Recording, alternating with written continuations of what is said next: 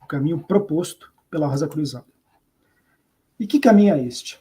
Primeiro, este caminho não é um caminho fora da vida, não é um caminho que nós vamos seguir em algum momento particular do nosso dia e que não vai envolver a totalidade da nossa existência. Na verdade, é um caminho em que as próprias circunstâncias da vida se transformam em instrumentos de trabalho interior. Então, os nossos relacionamentos, sejam profissionais, sejam familiares, sejam sociais, são transformados ao longo deste caminho em ferramentas para um trabalho interior. Isso é feito, amigos, porque nós colocamos a luz da consciência em todos os eventos de nossa vida. É isso que esse caminho se propõe a fazer. E essa senda interior, esse caminho interior, por um lado, é a senda clássica que acompanha a humanidade desde a mais remota antiguidade. Todas as tradições espirituais do mundo falam a respeito dessa senda de iluminação espiritual. Mas, por outro lado, em cada época, esse caminho é adaptado às condições da consciência daquela época.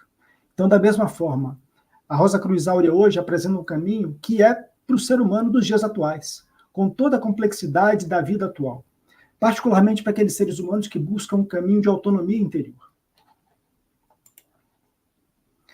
E só para a gente começar a falar sobre este caminho, vamos falar rapidamente sobre os símbolos principais da Rosa Cruz Áurea. A Rosa Cruz Áurea utiliza vários outros símbolos, mas podemos dizer que um primeiro símbolo fundamental é justamente o símbolo da Rosa Cruz. Então, não é à toa que este grupo tem este nome, porque a essência do trabalho que é proposto na Rosa Cruz Áurea é justamente juntar a rosa à cruz. E o que é a rosa? A rosa é o princípio espiritual que nós trazemos do mais profundo de nosso ser. Esse princípio que está latente em nosso ser e que pode despertar. No começo, poderíamos até dizer que essa rosa é uma rosa em botão, uma rosa fechada, mas que pode se abrir e se desenvolver plenamente. E ela pode se unir à cruz. A cruz, nós podemos dizer, é o próprio ser humano como personalidade, a pessoa, aquilo que nós conhecemos como nós mesmos. Esse ser humano, que inclusive o seu corpo físico, quando estamos de pé com os braços abertos, forma justamente a imagem da cruz. Mas no centro desse ser humano, esse princípio espiritual como que chama ele para uma renovação fundamental. E é isso que esse símbolo representa. Ele quer justamente unir a rosa à cruz, ou seja, permitir que esse princípio espiritual se manifeste plenamente e transforme, inclusive, a própria cruz, o próprio ser humano como personalidade. O outro símbolo que vocês sempre veem nas palestras é o símbolo do ponto no centro, do triângulo, do quadrado e do círculo, que, de certa forma, fala a respeito justamente deste caminho sobre o qual nós vamos dar algumas pinceladas hoje à noite, principalmente dos seus aspectos iniciais. Mas o ponto no centro é justamente esse elemento espiritual, é esse elemento que no outro símbolo é a rosa. Esse ponto é o princípio espiritual latente no coração de todo ser humano. Mas ao redor desse ponto nós temos o quê? Nós temos um triângulo equilátero. Esse triângulo faz referência às 3 capacidades fundamentais da consciência humana: o pensar, o sentir e o agir, que devem ser equilibrados através de um processo interior. E o quadrado? O quadrado faz referência a uma transformação mais estrutural do ser. Nós temos estruturas, não só a estrutura do corpo físico, mas temos também uma estrutura energética sutil, uma estrutura emocional e uma estrutura mental. Nós chamamos essas estruturas de corpos: corpo físico, corpo vital ou etérico, corpo emocional ou astral e corpo mental. Essas 4 estruturas também devem ser agregadas nessa transformação fundamental do ser humano. Então, nós transformamos, a partir da conexão com o ponto central, a consciência tríplice, o triângulo. E com base na transformação da consciência, nós transformamos a própria vida, que é o quadrado. Isso faz com que o ser humano se una ao todo universal. Ele passa a se reconhecer exatamente como um microcosmo, como os antigos diziam. Então, o círculo que nos envolve é justamente o ser humano que passa, de fato, a espelhar o cosmos superior. Então, é isso que constitui o símbolo fundamental da Rosa Cruz Áurea. E a base desse caminho, poderíamos dizer, é o autoconhecimento. Mas o que é autoconhecimento? Autoconhecimento não é, do ponto de vista de uma escola espiritual, nenhum método de tentar acionar memórias do passado remoto, desta vida ou de vidas anteriores. Não é uma tentativa artificial de tentar se conhecer através de nenhum mecanismo externo. Na verdade, o autoconhecimento é algo que se dá no presente vivo de cada instante. É perceber exatamente o que se passa em nosso sistema, o que se passa aqui agora em nosso pensamento, em nossas emoções, em nossas ações, o que está nos impulsionando. Então, é sobre esse caminho que toma como base o autoconhecimento que passaremos a falar a partir de agora. E nós fazemos referência justamente a esse triângulo sobre o qual nós já falamos quando falamos sobre o símbolo. É um triângulo que, por um lado, é pensamento. Mas como está o nosso pensamento atualmente? Nosso pensamento ele está bastante cristalizado. O pensamento egocêntrico humano ele se baseia muito em crenças aprendidas, em especulações sobre coisas que, na verdade, nós não conhecemos, em preconceitos, não preconceitos apenas no sentido tradicional da palavra, mas no sentido de que nós estabelecemos conceitos sobre coisas que nós não conhecemos profundamente. Então, antes de analisar a questão, nós já preconcebemos a questão. E tudo isso é parte da nossa estrutura mental egocêntrica.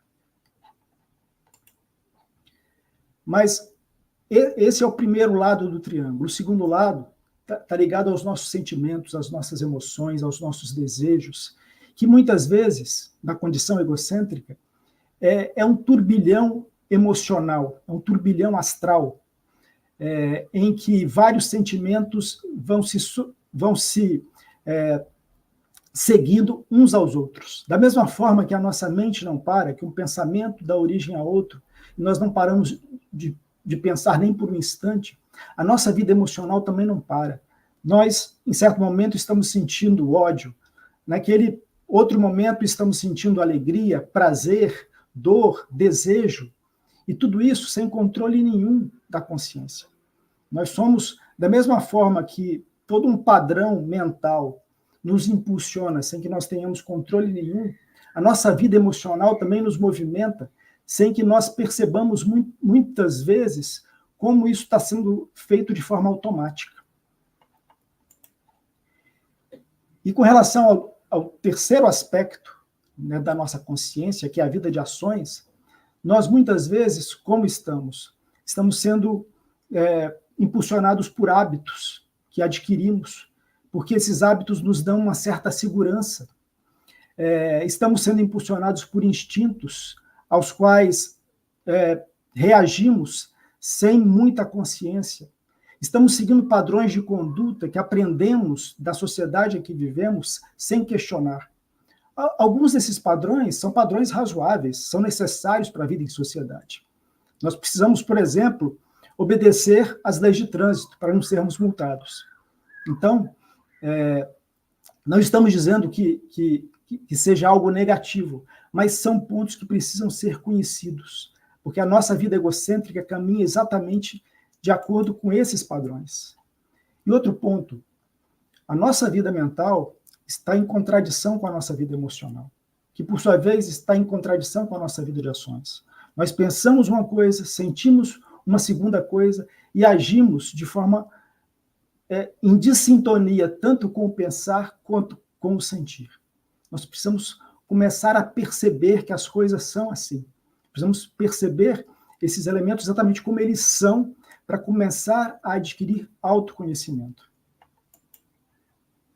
Porque, fundamentalmente, todos esses aspectos que nós elencamos aqui mostram que na condição egocêntrica comum, o ser humano é como uma máquina programada. E é programada, primeiro, pelo passado biológico. Somos todos também animais. Mas também por toda a educação que recebemos, por toda a sociedade que nos envolve desde que nascemos, e que nos fizeram adquirir padrões de pensamento, valores que nós nem questionamos se fazem sentido ou não. E existe também uma outra influência, que não vamos entrar em detalhes aqui, mas que antecede toda essa vida, que é a influência de um passado microcósmico do ser humano, em que existências anteriores exercem influências sobre essa existência nossa aqui. Mas, em resumo, tudo isso são programações do passado, e o ser humano não tem escolha. O ser humano vive nessa programação sem ter condições de sair dessa programação, desse condicionamento. E é isso que nós queremos mostrar hoje, que é possível viver de uma forma diferente. E no centro de toda essa estrutura nós temos o quê? Nós temos aquilo que nós chamamos de eu. É a nossa noção de identidade egocêntrica. Nós nos sentimos como seres isolados uns dos outros. É por isso que a nossa vida toda é uma vida egoísta, egocêntrica, porque nós nos colocamos como o aspecto central de toda a realidade. Nós vivemos apenas para nós mesmos. Claro, esse eu às vezes se expande porque se identifica com a família, mas de qualquer forma, a noção de separação e de isolamento continua, porque da mesma forma que sou eu contra os outros, é a minha família contra as outras, é o meu time de futebol contra os outros, é a minha religião contra os outros, é o meu país contra os outros. E tudo isso tem que ser percebido. O primeiro aspecto que nós estamos tratando hoje é justamente autoconhecimento, perceber esses elementos em nós mesmos. Não precisamos acreditar nessas coisas, precisamos começar a sondar o nosso interior e perceber se faz sentido para nós ou não. Mas vejam, desse slide para esse slide, há uma mudança ali no centro. Essa estrelinha já estava ali. Essa estrelinha é o ponto no centro do círculo. É a rosa no centro. Mas antes ela estava como que latente. Mas num certo momento da vida humana, essa estrela, essa rosa, esse ponto se ativa. Essa força potencial se transforma numa força de movimento. E ela quer nos movimentar. É como se ela começasse a irradiar. Daí esse campo amarelo ao redor dessa estrela. E ela começa a afetar a consciência. O ser humano que chega num ponto de amadurecimento de sua consciência, graças às experiências que ele teve em sua vida, experiências de prazer, de dor, as mais diversas experiências, seja como for, o ser humano chega a um ponto de saturação em sua vida. É um ponto em que todo esse mecanismo começa a incomodá-lo. Começar a perceber que o seu pensamento, na verdade, é um pensamento programado, é um pensamento condicionado pelo passado, não o incomodava antes, mas começa a incomodá-lo. Essa inquietação vem do mais profundo do nosso ser. E essa inquietação, ela nos quer direcionar para um caminho interior. Essa inquietação, na verdade, ela quer nos afastar de uma vida totalmente dedicada aos sentidos externos, para que nós comecemos a nos dirigir por mais profundo do ser e nos percebamos como somos. É por isso que nós precisamos nos abrir a essa força da inquietação. Porque essa força da inquietação traz um milagre, traz um segredo, que é a possibilidade de nos percebermos. Essa força da inquietação, na verdade, ela esconde em si essa capacidade de autopercepção. E o ser humano que começa a olhar para dentro, começa a perceber o quê?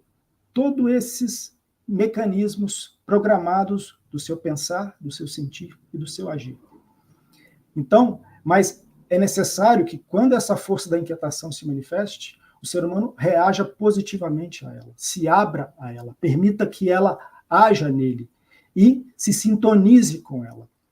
E o ser humano, com relação à sua vida mental, o que ele começa? Ele começa com base na força da inquietação, a questionar todo esse padrão condicionado de pensamento. Ele começa a questionar suas crenças, seus valores. Será que é isso mesmo? Será que o que eu aprendi desde a minha infância faz sentido na minha vida atual? Ou será que eu preciso construir algo completamente diferente? Construir novos valores mais reais. Algo que brote do mais profundo do ser e não de fora para dentro. E se o ser humano começa a trabalhar em si, a se questionar e principalmente a se perceber, a perceber o seu processo mental, perceber os seus pensamentos com objetividade. Antes dessa capacidade surgir no ser humano, isso não era possível. Por quê? Porque o ser humano vivia de forma tão automática em relação ao pensamento que não havia espaço entre um pensamento e outro para ele se observar. Agora é como se esse espaço começasse a se abrir nele. É como se essa força da centelha abrisse um espaço entre um pensamento e outro. E a partir desse espaço ele consegue perceber o processo mental com objetividade. Sem julgamento, não para dizer esse pensamento é bom, aquele é ruim, mas sim as coisas como elas exatamente são. Isso também deve acontecer com relação à nossa vida emocional. Nós precisamos, graças ao impulso da centelha que abriu esse espaço também em nossa vida emocional, começar a perceber os nossos sentimentos. O que se passa em meu coração agora? O que é este anseio? O que é este desejo? Por que essa raiva? Por que esse ódio? Isso faz sentido, não faz? E também aqui, não é a força da repressão que vai nos auxiliar a nos transformar. É a força da percepção clara e lúcida, mas de um impulso, sim, interno, do mais profundo do ser, para uma transformação, para uma purificação. Nós, da mesma forma que nós não podemos mais, porque a centelha não permite nos satisfazer com os padrões mentais, a centelha também nos faz a ir além dos nossos padrões emocionais. Isso faz com que os nossos sentimentos eles passem a ser transmutados. Então, os desejos não são negados, mas eles se transformam num anseio puro. Abre espaço de serenidade em nosso ser. Da mesma forma que a partir do silêncio nós podemos perceber o nosso processo mental, e veja, não significa que nós teremos um silêncio perfeito, mas o mínimo de silêncio por detrás do ruído faz com que o ruído se torne perceptível, se torne audível. Também aqui, com relação a essa purificação do coração, das nossas emoções, o mínimo de serenidade interna permite que nós percebamos com objetividade todo o circuito emocional que não pare em nosso ser. E o mesmo é válido para a nossa vida de ações. E vejam, mudar o pensamento é difícil, mas é mais fácil mudar o pensar do que mudar o sentir. O pensamento é mais consciente. Os nossos sentimentos já são um elemento que a gente poderia dizer que é subconsciente. Nós não somos totalmente conscientes das nossas emoções e das razões por detrás das nossas emoções. Muitas vezes nós não percebemos que muitas vezes o que faz surgir uma emoção é um pensamento. Nós não estamos conscientes desse jogo. Mas mudar o sentimento, mudar as nossas emoções, mudar os nossos desejos, ainda é mais fácil do que mudar a nossa vida de ações. Que aí, quando a gente pensa nos nossos instintos, quando a gente pensa em toda a programação de hábitos que a gente adquiriu desde a infância, tudo isso está no inconsciente. Então, da mesma forma que os nossos pensamentos são conscientes, os nossos sentimentos são subconscientes, os impulsos da vontade são inconscientes. Mas, através de uma transformação mental e de uma transformação emocional, nós podemos também direcionar a nossa vontade para uma transformação efetiva de nossa vida de ações. Nós precisamos exercer essa força, com base na força da centelha espiritual, nós precisamos, primeiro, perceber os nossos hábitos, perceber como estamos agindo de forma automatizada, mas não se satisfazer com isso. Manter o anseio, manter a clareza, a lucidez, para que essa transformação ocorra. E quando nós temos força suficiente para transformar esse fogo da inquietação, primeiro em luz de autopercepção e em força de autotransformação, utilizar essa força para uma mudança efetiva da nossa vida de ações também. E nesse processo, amigos, que a gente está resumindo aqui, mas que é um processo para a vida inteira, nós começamos a criar uma unidade entre esses elementos. Antes, nós tínhamos divisão. Nosso pensamento em sintonia com as nossas emoções, em sintonia com os impulsos de ação. Agora, pouco a pouco, através do autoconhecimento, através dessa purificação, nós começamos a unificar esses elementos, que começam a formar, de fato, um triângulo equilátero em nosso ser. E o que nasce? Nasce, assim, o ser humano livre. E veja, livre não no sentido egocêntrico do termo. As pessoas acham que ser livre é simplesmente fazer o que se quer. Porque o ser humano que começa um processo de descoberta como este, na verdade, se liberta do egocentrismo, da ilusão de viver como ente isolado e separado.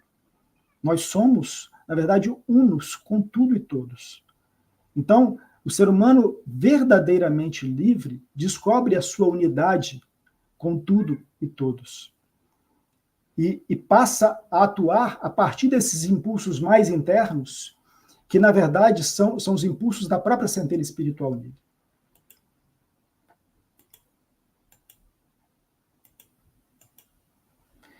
Então, é aquilo que nós falamos, né?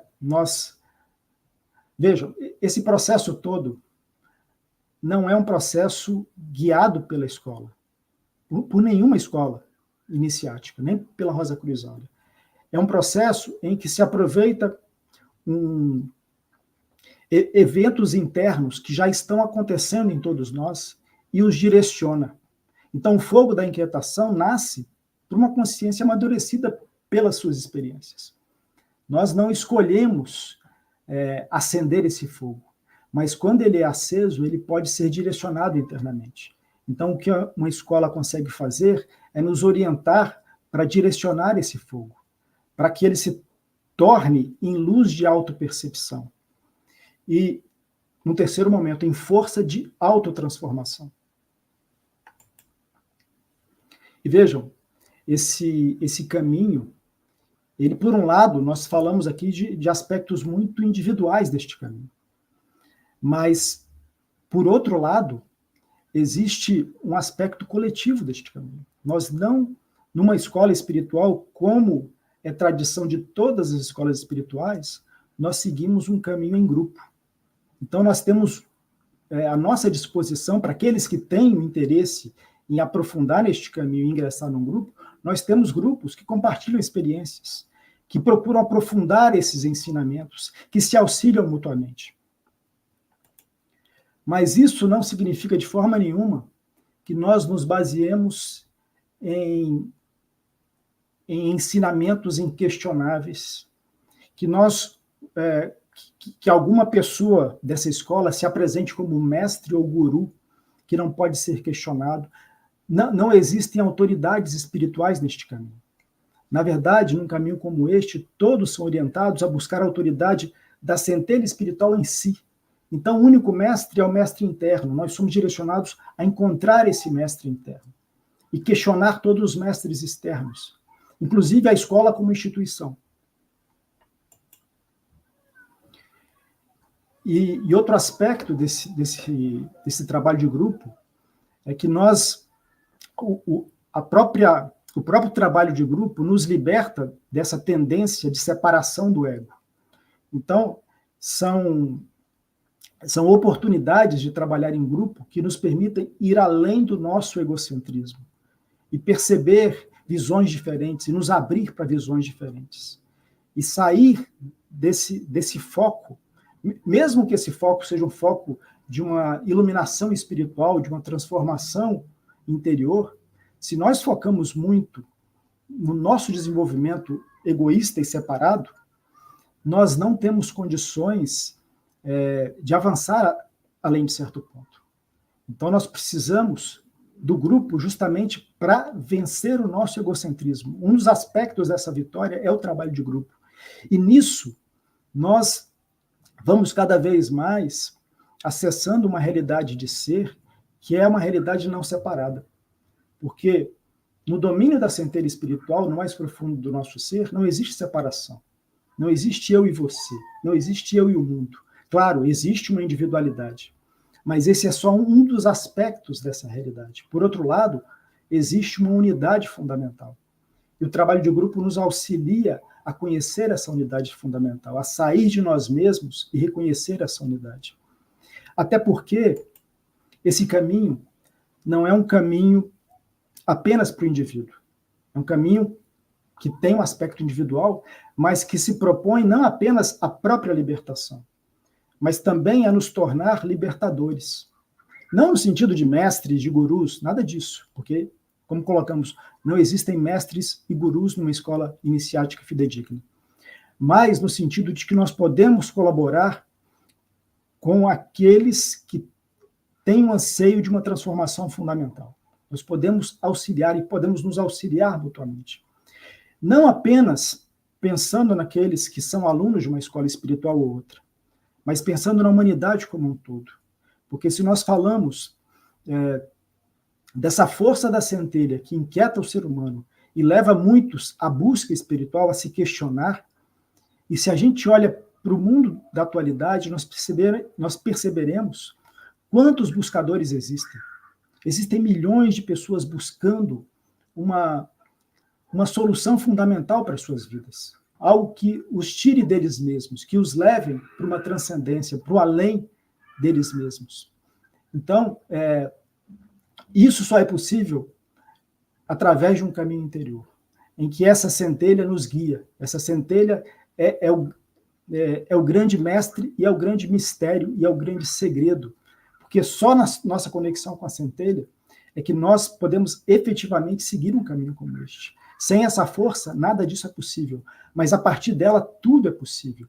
E ela nos permite justamente essa integração interior, desses elementos que estão em conflito e que passam a estar unidos. E desse ser que se reconhece como elemento separado da realidade externa, desse ser que se reconhece como um elemento separado da totalidade, para um ser que reconhece a sua unidade fundamental com tudo e todos.